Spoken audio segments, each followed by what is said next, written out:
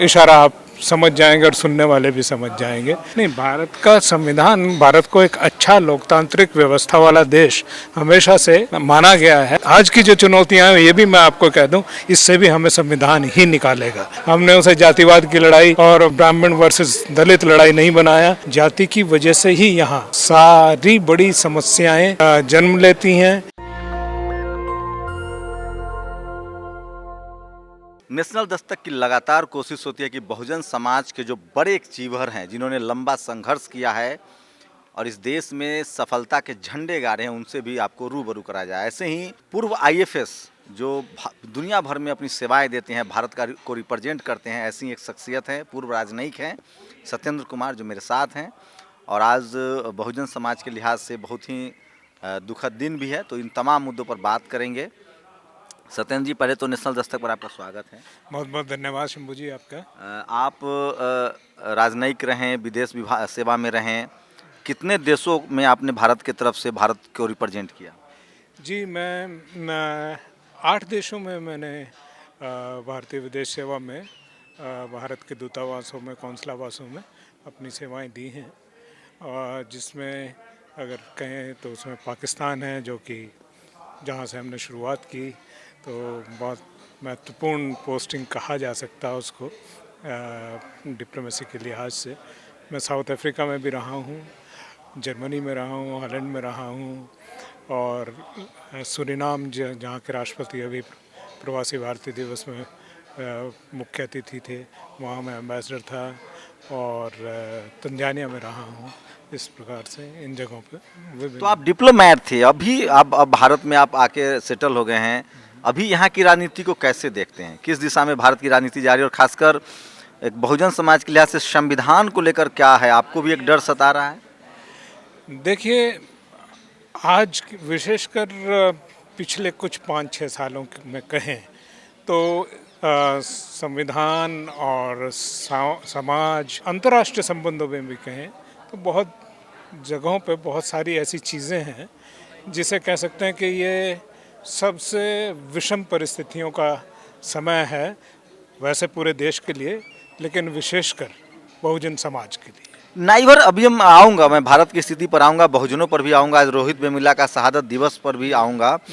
अगर नाइवर कंट्री से हम बायलैटरल रिलेशनशिप की बात करें, वो कैसे देख रहे हैं? चीन हो, नेपाल हो, पाकिस्तान से हमारे संबंध कभी अच्छे नहीं थे, लेकिन भूटान हो, तिब्बत हो, म्यांमार हो, इनसे हमारे संबंध अच्छे रहते थे। वो अभी कैसा है, उसका कैसा है? जो प्रधानमंत्री कहते हैं पड़ोसी पहले, पड़ोसी फर्स्ट, उसका क्या इम्पैक्ट देख रहे हैं? नेपाल से भी हमारे संबंध खराब हो गए, तो कहाँ गलतियाँ हो रही है? देखिए, नेबरहुड फर्स्ट पॉलिसी कहने को तो ज़रूर प्रधानमंत्री जी ने कही है, और ये रही भी है भारत की, लेकिन साउथ एशिया में भारत को बहुत विश्वास के तरीके से, और विशेषकर आजकल हमारे पड़ोसी देश नहीं देख पा रहे हैं। हालांकि हाँ, कुछ देशों में, अफ़गानिस्तान में है, श्रीलंका में भी है, और नेपाल में भी है। भारत, उससे पहले की गवर्नमेंट और अब की गवर्नमेंट अपने अपने तरीके से कोशिश करती रही है अपने नेतृत्व को बनाए रखने के लिए, लेकिन अभी जिस तरीके से हमारी जो डिप्लोमेसी की डायरेक्शन है, उसमें भारत के प्रति बहुत विश्वास हम लोग, हमारी नीतियां पैदा नहीं कर पा रहे हैं। तो किस तरह की गड़बड़ी देख रहे हैं? फॉरेन पॉलिसी में गड़बड़ियां हो रही हैं, या लीडरशिप की फेलियर देख रहे हैं? क्या वजह देख रहे हैं? देखिए, अंतर्राष्ट्रीय संबंधों को बहुत ऐसे सीधे 2 शब्दों में कहना एक्चुअली ठीक नहीं होता है, क्योंकि इसके पीछे बहुत सारे कारण हैं। हमारे जो पड़ोस के संबंध जो पाकिस्तान से हमारे रहते हैं, वो चुनौतीपूर्ण हमेशा से रहे हैं। कोशिशें रहती हैं जिसमें कि उनको कभी मैत्रीपूर्ण, कभी सद्भाव, बहुत उससे पहले बहुत इस तरह के प्रयास भारत चीन के साथ जो कॉन्फ्लिक्ट है उसको कैसे देख रहे हैं? हम चीन को वॉकओवर दे रहे हैं? क्या हम चीन को ये हम असफल हो गए हैं कि हम एक बड़ी ताकत हैं दुनिया की, आर्थिक रूप से और सामरिक रूप से भी? देखिए, चीन के साथ भारत का जो संबंध रहा है, हमारी और चीन की दोनों की नीति एक तरह से ये रही है कि हम उसमें कंपटीटर और कॉपरेटर रहे हैं अभी तक। लेकिन अब थोड़े से हमारे जो वैश्विक समीकरण हमने चेंज किए हैं, इशारा आप समझ जाएंगे और सुनने वाले भी समझ जाएंगे, मैं सीधा नहीं कह रहा हूँ उसको। तो उस वैश्विक समीकरणों में हम कंपटीटर से कहीं ज़्यादा हो गए हैं चीन के लिए।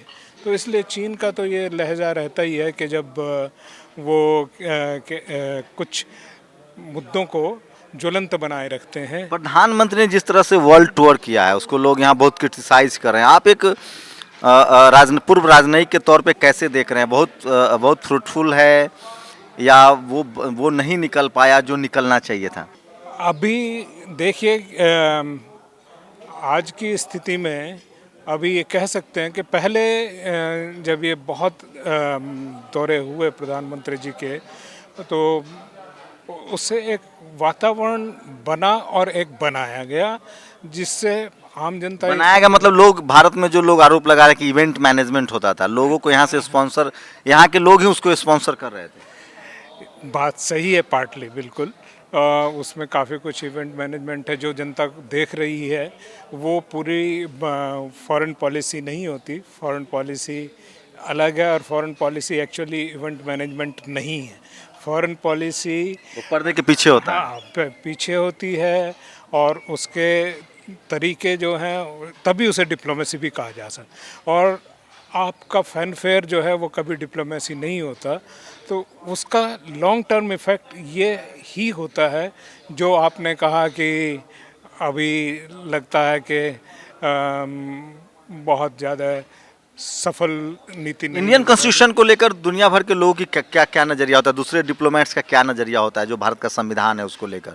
नहीं, भारत का संविधान भारत को एक अच्छा लोकतांत्रिक व्यवस्था वाला देश हमेशा से माना गया है। और मैं अगर जनरली पूछो, आप विदेश के एंगल से पूछ रहे हैं, पहले तो मैं देश के एंगल से के दृष्टिकोण से आपको ये बताऊं कि हमारे देश में जो एक कह सकते हैं कि पोस्ट इंडिपेंडेंट जो सबसे बड़ी इंस्टीट्यूशन बिल्डिंग इस देश में अगर कोई हुई है तो वो हमारा संविधान है। और संविधान ही इस देश को चलाता है और बचाता है। और संविधान में ही वो ताकत है जो हर चुनौती से इसको निकाल के ले जाता है। आज की जो चुनौतियां हैं, ये भी मैं आपको कह दूं, इससे भी हमें संविधान ही निकालेगा। और अगर दुनिया भर के लोगों का क्या नज़रिया होता है, क्योंकि आप लोगों से तो बातचीत होती होगी? हाँ, तो अगर भारत को आप समझना चाहते हैं तो मैं कहता हूँ भारत की जो कॉन्स्टिट्यूशनल असेंबली की डिबेट्स है ना, वो एक यार्ड स्टिक है। और ये मैं बाहर विदेशों में भी जब कभी मैं संविधान दिवस हम वहाँ मनाते थे और बोलते थे, बताते थे, तो भारत में संविधान निर्माण की प्रक्रिया और उससे जो संविधान निकल के आया है और उससे जो सामाजिक समरसता जिसने जो बनाई है और जो हमारा पॉजिटिव डिस्क्रिमिनेशन की जो सुरक्षा है इस संविधान ने दी है, ये बहुत सारे जो नए कंट्री अभी नए आज़ाद राजनयिक सेवा में रहे सर।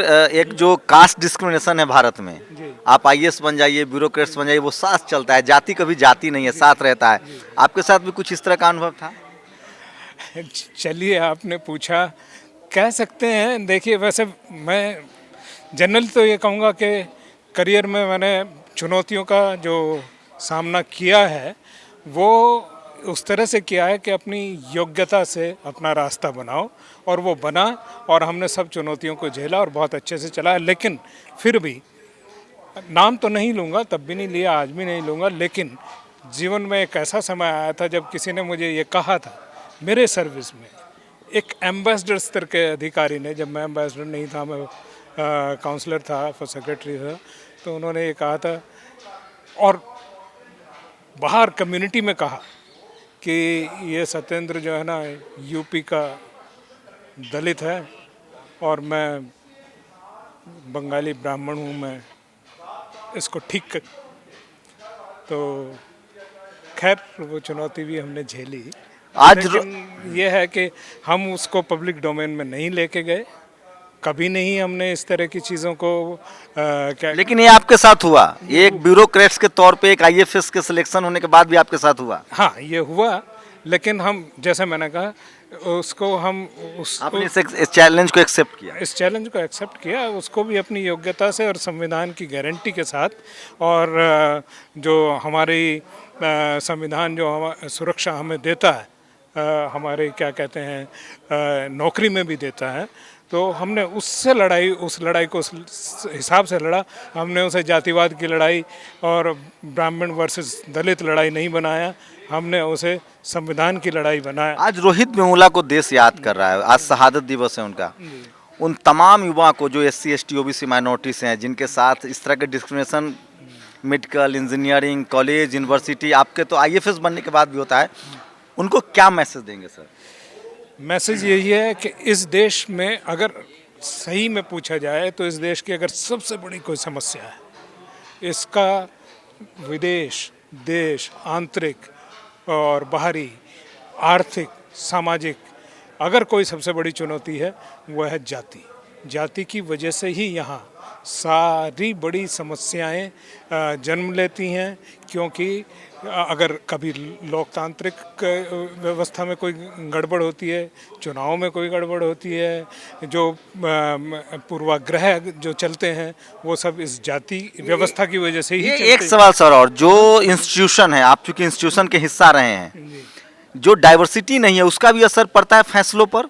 अगर एक ही जाति, एक ही धर्म और एक ही सोच के लोग होते हैं किसी इंस्टीट्यूशन में, डाइवर्सिटी नहीं है, तो उस इंस्टीट्यूशन के जो फैसले होते हैं वो प्रभावित करते हैं लोगों को, उसमें उसमें निष्पक्षता नहीं होती होगी। देखिए, जहाँ तक भारत का सवाल है, ये तो इसकी स्ट्रेंथ ही डाइवर्सिटी है।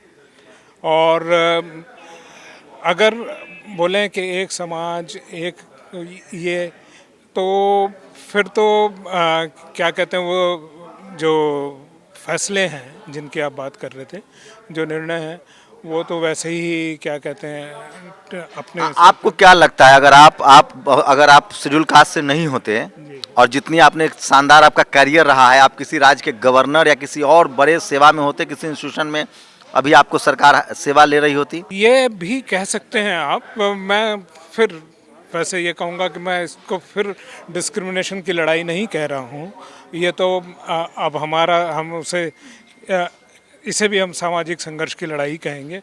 और हम मैं व्यक्तिगत रूप से ये मानता हूँ कि जो हमने रास्ता बनाना, हम उसके अपनी योग्यता से बनाएंगे। आप राजनीति में क्यों नहीं आते? राजनीति में मैं आ गया हूँ, और मैंने रिटायरमेंट के बाद एक्चुअली कांग्रेस पार्टी ज्वाइन कर ली थी, और अभी मैं कर रहा हूँ काम पार्टी में। समाज को लेकर आप क्या कंट्रीब्यूट करेंगे? जो पूरा बहुजन समाज आपको नेशनल दस्तक पर देखेगा, उनको क्या आश्वासन देंगे? आपकी तरफ से सोशल कंट्रीब्यूशन क्या होगा, क्योंकि आपने देश को तो बहुत सेवा की है। जी, मेरा सोशल कंट्रीब्यूशन, मैं ये समझता हूँ कि सबसे पहले जो है, सबसे महत्वपूर्ण चीज़ जो मैं समझता हूँ वो है शिक्षा। शिक्षा को, खैर बड़ा क्लीशे लगता है कि शिक्षा और उसको रोजगार से जोड़ना, नहीं। शिक्षा अपने आप में कल्चरल कैपिटल है, और कल्चरल कैपिटल सबसे महत्वपूर्ण चीज़ है।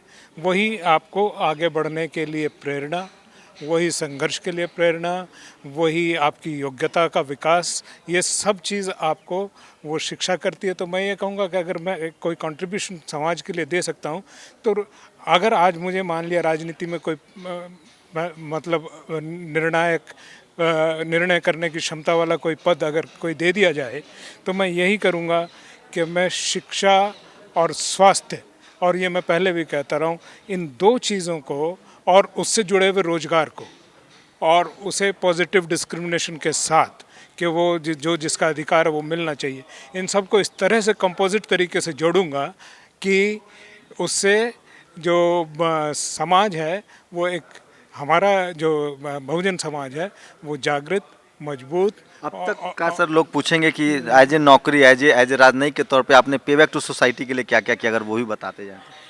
पे बैक टू सोसाइटी में सबसे बड़ी चीज़ तो मैं ये कह सकता हूँ कि जब आप अपने देश का, क्योंकि विदेश सेवा में आप, ये तो नहीं है कि आपका ग्राउंड लेवल का काम नहीं होता, आपका विदेश में जाके काम होता, तो उसमें यही है सबसे बड़ी चीज़। मैं ये मानता हूँ कि आपको जो काम ये आपकी जिम्मेदारी ने सौंपा है उसे आप इतना एफिशिएंटली और इतना अच्छे तरीके से करें कि रिफ्लेक्शन ये जाए कि जो जिसको ये समझा जाता है कि डिप्लोमेसी और ये इस तरह की चीज़ें एक सर्टन सेक्शन ऑफ सोसाइटी या एक प्रिविलेज सेक्शन के लोगों का ही काम है और वही इसको बेहतर तरीके से कर सकते हैं, मैं ये करके दिखाऊंगा कि आप अपनी जगह इसको बेहतर तरीके से करके दिखाएं। सबसे पहले नेशनल दस्तक की लगातार कोशिश होती है कि आपके समाज के वो तमाम लोग जिन्होंने बड़ी सफलता हासिल की उनको आपसे रूबरू करा जाए। सत्येंद्र जी ऐसी शख्सियत हैं, IFS रहे, इंडियन फॉरेन सर्विसेज में रहें, राजनयिक हैं, पूर्व राजनयिक हैं। मैं फिर कह रहा हूँ, इन्होंने जो कहा उसको समझिए। मैं फिर कह रहा हूँ, जातिवाद बहुत महीन हो गया। अब जातिवाद जो है वो कॉलेज, यूनिवर्सिटी, ब्यूरोक्रेसी, जुडिशियरी में। अभी 89 IAS के रिजल्ट आए हैं, बेटिंग रिजल्ट, उसमें SC समाज का 1 है, OBC का 13 है। एक बड़ा घोटाला है वो। तो मैं फिर कह रहा हूँ, ऐसे लोगों से आपको समझना पड़ेगा, जातिवाद गाँव में नहीं है, अब शहरों में शिफ्ट हो गया है। जो मल्टी स्टोरीज बिल्डिंग है, जो ब्यूरोक्रेसी है, जुडिशियरी है, मीडिया है, उसमें आपको अपनी भागीदारी बढ़ानी होगी। नेशनल दस्तक लगातार आपको ऐसे शख्सियतों से मिलाता रहेगा, उनके बारे में बताता रहेगा जिन्होंने अपने जीवन में तमाम जातिगत भेदभाव को दरकिनार करते हुए बड़ी सफलता अर्जित की है। लेकिन एक बात तो समझना पड़ेगा आपको कि अगर सत्येंद्र जी किसी और समाज से होते तो आज सरकार में किसी बड़े पद पर या किसी संस्थानिक संस्था में बड़े पद पर सुशोभित होते। इसलिए बहुजन समाज की जिम्मेदारी है कि ऐसे लोगों को पहचाने, इनके अनुभवों का फ़ायदा ले, और हमारे युवा खासकर जो ब्यूरोक्रेसी में जाना चाहते हैं, जुडिशियरी में जाना चाहते हैं, वो भी इस इंटरव्यू को देखे और इससे प्रेरणा ले। कोई चटखारा नहीं है। मैं नेशनल दस्तक की लगातार कोशिश होती है कि बहुजन समाज के तमाम आयाम को आपके सामने लाया जाए। शुक्रिया सर, हमें अपना समय देने के लिए। धन्यवाद शंभू जी, बहुत बहुत। कैमरामैन आशीष के साथ शंभू कुमार सिंह, नेशनल दस्तक, दिल्ली। नेशनल दस्तक की आपसे गुजारिश है कि अगर इसको बचाना चाहते हैं तो नेशनल दस्तक को सब्सक्राइब करने के लिए रेड कलर के सब्सक्राइब बटन को दबाएं, फिर बेल आइकन की घंटी दबाएं। नेशनल दस्तक को बचाने के लिए बहुत ज़रूरी है कि हर खबर को शेयर करें, लाइक करें, कमेंट जरूर करें।